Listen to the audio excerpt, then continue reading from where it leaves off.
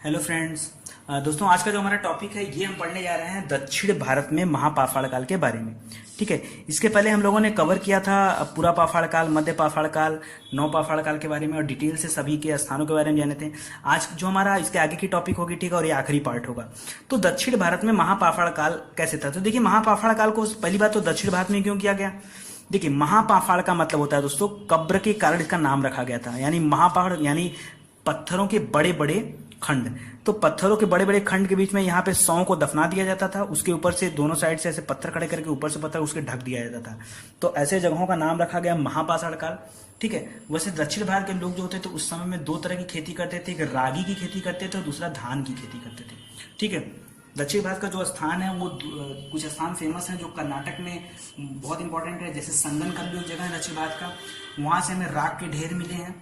ठीक है, और पशुपालन के भी साक्ष्य मिले संगनकल्लू से। ठीक है, यह स्थान कर्नाटक में पड़ता है। कर्नाटक के कुछ और स्थान है जैसे मास्की एक जगह है, ब्रह्मगिरी है, संगनकल्लू है, पिकलीहल है। ठीक है, इन सारे जगहों से भी अलग अलग तरह के प्रमाण मिले हैं। ठीक है, इसके अलावा अगर हम बात करें आंध्र प्रदेश का, तमिलनाडु का, तो वहां से भी हमें नवपाषाणकालीन स्थल हमें ज्ञात हुए हैं, उनके बारे में पता चला है। तो ये दो तीन नाम आप याद रखेंगे। इसके बाद दोस्तों हमारा अगला टॉपिक आता है लौह युग के बारे में, आयरन एज के बारे में। ठीक है, तो आयरन एज में क्या होता है दोस्तों, देखिए आयरन एज में होता यह है कि यहाँ पर सबसे पहले लोहे का प्रयोग हम लोगों ने देखा। लोहे का प्रयोग शुरू होता है और इसका सबसे पहला प्रमाण मिलता है अतरंजी खेड़ा से। ठीक है, और अतरंजी खेड़ा दोस्तों एटा में पड़ता है। ठीक है ना, एटा उत्तर प्रदेश में पड़ता है। ठीक है ना, एटा नामक जगह से अतरंजी खेड़ा के यहाँ से पहला साक्ष्य मिलता है। और अगर ऑप्शन में हस्तिनापुर है तो वो भी आप टिक करेंगे, हस्तिनापुर से भी लोहे का प्रमाण मिला है। और इसी लौह युग में ही सबसे पहले चित्रित धूसर मृदभांड की शुरुआत देखने को मिलती है। कैसे मृदभांड, तो कई लोग कंफ्यूज होंगे दोस्तों कि मृदभांड क्या होते थे और चित्रित धूसर, कभी लाल काला आ जाता है, कभी गहरी का आ जाता है, कभी पालिश वाला आ जाता है। तो इसका क्या मीनिंग है, तो मैंने पूरा एक साथ कलेक्ट कर दिया है ताकि आप आराम से याद कर लो। ठीक है, इधर देखिए एक तरफ मैंने लिखा मृदभांड और दूसरी तरफ है टाइम पीरियड। ठीक है ना, उसका समय। तो अगर आपसे क्वेश्चन में है लाल और काले मृदभांड, ठीक है, यानी ये देखिए लाल काले, इसको BRW बोल देते हैं। ठीक है ना, तो लाल काले मृदभांड अगर आपके पास है, ठीक है ना, तो इसको ब्लैक रेड वेयर, ठीक है ना, लाल काले, काले लाल मृदभांड। तो ये जो मृदभांड थे ये ताम्रपाषाण काल से संबंधित थे या लगभग हड़प्पा काल के बाद तक इसका इस्तेमाल किया गया। हड़प्पा काल तक, ऐसे मान लीजिए कि इसका इस्तेमाल हड़प्पा काल तक होता था। तो कभी भी आप याद रखिए हड़प्पा काल के दौरान जो मृदभांड होंगे हमेशा कैसे होंगे, लाल काले। ठीक है, ताम्रपाषाण काल में भी कैसे होंगे, लाल काले। गैरिक मृदभांड क्या होते हैं, जब OCP ऑक्री पेंटेड ग्रेड। ठीक है ना, इसका मतलब क्या होता है, गैरिक मृदभांड। तो ये लाल काला मृदभांड था ना, उसका रंग गेरुआ किया गया। जैसे मटकी होती है ना, मटकी या हाड़ी वगैरह, उसका रंग गेरुआ होता है ना पकाने के बाद। तो यहाँ पे गेरुआ किया गया, इसका नाम दिया गया गैरिक मृदभांड। ठीक है ना, और ये रखा गया कहाँ तक, पूर्व वैदिक काल के स्टार्टिंग तक, पूर्व वैदिक काल के प्रारंभ तक ये यहाँ पे था।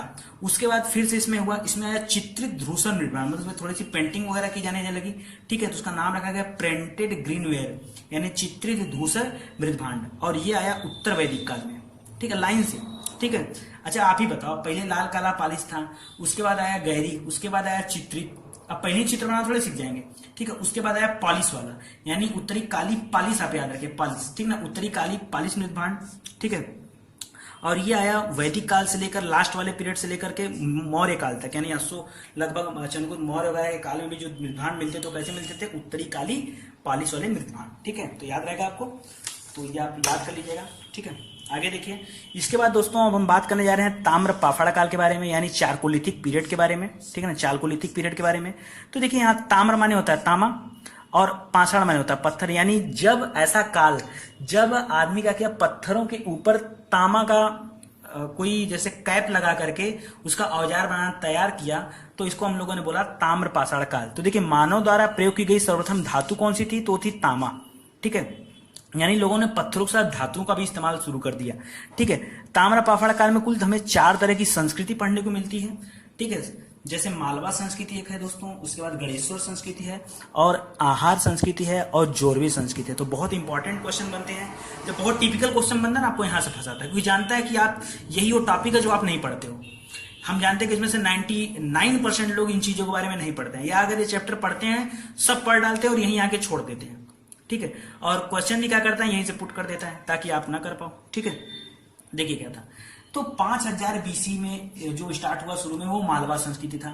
यह ताम्र पाषाण का पहला साक्ष्य यहाँ से मिला मालवा से, ठीक है। मालवा दोस्तों मध्य प्रदेश के आसपास के एरिया में था, ठीक है। तो मालवा संस्कृति यहाँ पे हो गया। उसके बाद है दोस्तों गणेश्वर संस्कृति, ठीक है ना। ये 2800 से लेकर 2200 बीसी तक चला, ठीक है।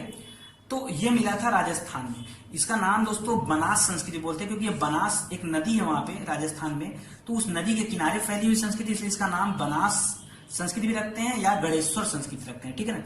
तो दोनों में आप कंफ्यूज मत होइएगा। तीसरा है दोस्तों आहार संस्कृति, ये 2100 से लेकर 1400 बीसी तक। यही वाला पीरियड तो दोस्तों सिंधु घाटी सभ्यता का पीरियड है।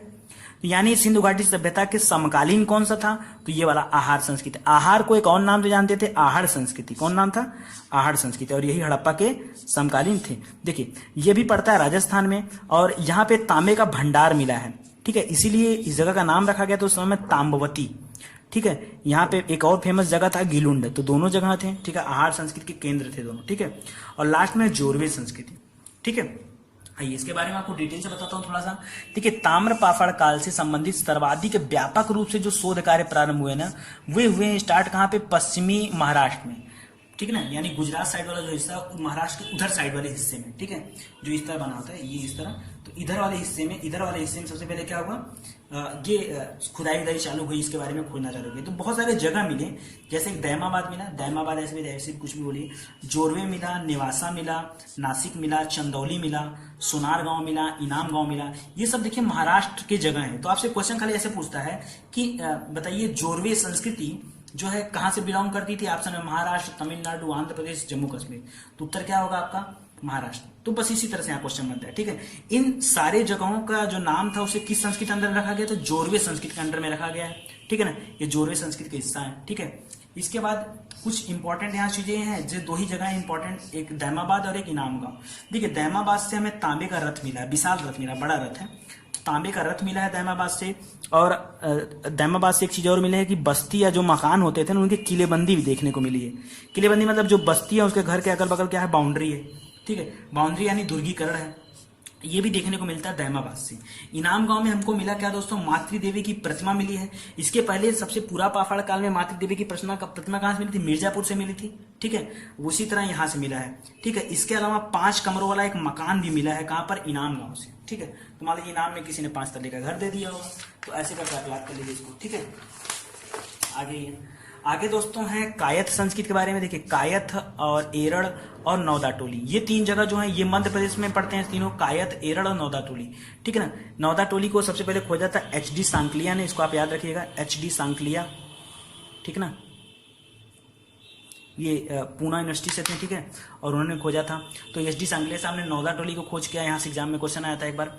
तो कायथ संस्कृति, उसको याद रखिए, इनका नाम रखा गया कायथ संस्कृति। जैसे महाराष्ट्र वाले को बोला गया जारवे संस्कृति, इसको रखा गया कायथ संस्कृति, ठीक है। कुछ प्रमुख घाटियां दोस्तों जहां से क्वेश्चन एग्जाम में पूछ देता है या तो मिलान करने के लिए आ जाता है, तो भी आप याद रखिए, ठीक है। एक जगह है सोहन घाटी, ठीक है ना। सोहन घाटी कहाँ पड़ता है दोस्तों, तो ये पाकिस्तान में है, ठीक है। सोन नदी घाटी। एक है बेलन नदी घाटी, बेलन या बोलन, ये उत्तर प्रदेश में है, ठीक है। और बनास नदी घाटी ये राजस्थान में है, ठीक है। नर्मदा नदी घाटी ये आप जान ही रहे हैं मध्य प्रदेश में है, ठीक है। और कोर्तलयार घाटी दोस्तों तमिलनाडु में पड़ता है। तो ये कुछ घाटियां इंपॉर्टेंट जो आपको याद रखने हैं। तो उम्मीद करता हूं दोस्तों कि सारी चीजें आपको अच्छे से समझ में आई होंगी, ठीक है। तो आप अच्छे से तैयारी करिए, और इसी तरह आगे का जो चैप्टर होगा और हड़प्पा काल वाला मैं अपलोड करूंगा, ठीक है। अब दोस्तों लाइन से चलाऊंगा, पहले मैं ये खत्म करूंगा, फिर हड़प्पा कवर करूंगा, फिर बौद्ध जैन कवर कर दूंगा, उसके बाद मैं आऊंगा कुषाण वंश पे, ठीक है। तो आप लाइन बाय लाइन ऐसे पढ़ते चलिए, बिल्कुल मत घबराइए यार, जितना वीडियो है पहले आप उतना देख के कवर करिए, ठीक है। बहुत बहुत धन्यवाद आपका, थैंक यू।